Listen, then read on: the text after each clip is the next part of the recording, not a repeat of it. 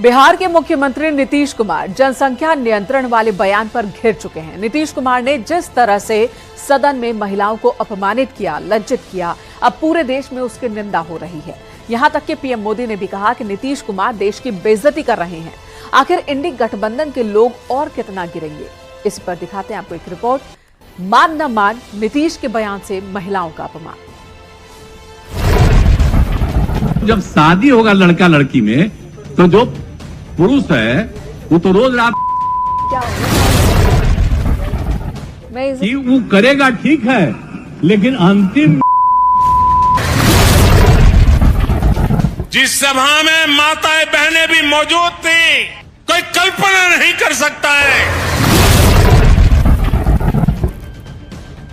बिहार के मुख्यमंत्री नीतीश कुमार विधानसभा में जनसंख्या नियंत्रण पर ज्ञान दे रहे थे, महिलाओं का अपमान कर रहे थे और इस अंदाज में सेक्स एजुकेशन को उछाल रहे थे कि उन्होंने अपनी पगड़ी ही उछाल दी। बिना संकोच बेझिझक नीतीश कुमार ने जिस तरह भरी सभा में महिलाओं को शर्मिंदा किया, बिहार की बेटियों को लज्जित किया, वो अब सियासी मुद्दा बन चुका है।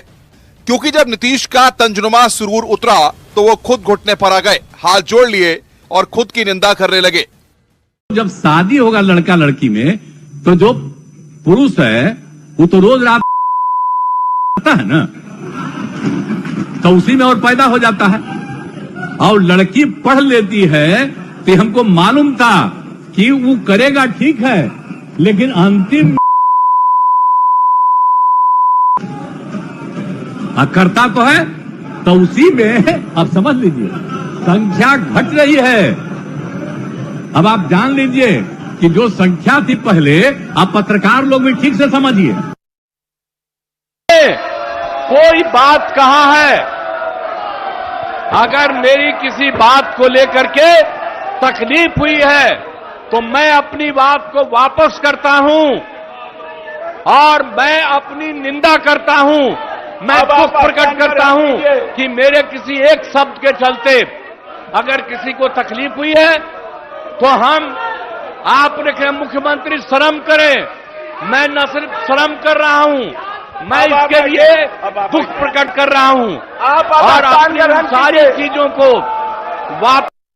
नीतीश कुमार को एहसास हो चुका है कि उनसे बहुत बड़ी गलती हो चुकी है।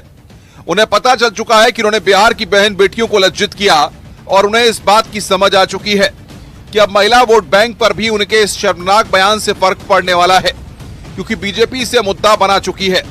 यहां तक कि पीएम मोदी ने भी नीतीश पर करारा हमला किया है। जो इंडी अलायंस का झंडा लेकर के घूम रहे हैं, जो देश की वर्तमान सरकार को उखाड़ फेंकने के लिए भांति भांति के खेल खेल कर रहे हैं, वो इंडी अलायंस के नेता ने विधानसभा के अंदर, जिस सभा में माताएं बहनें भी मौजूद थी, कोई कल्पना नहीं कर सकता है, ऐसी भाषा में भद्दी बातें की। कोई शर्म नहीं है उनको। इतना ही नहीं, इंडी अलायंस का एक भी नेता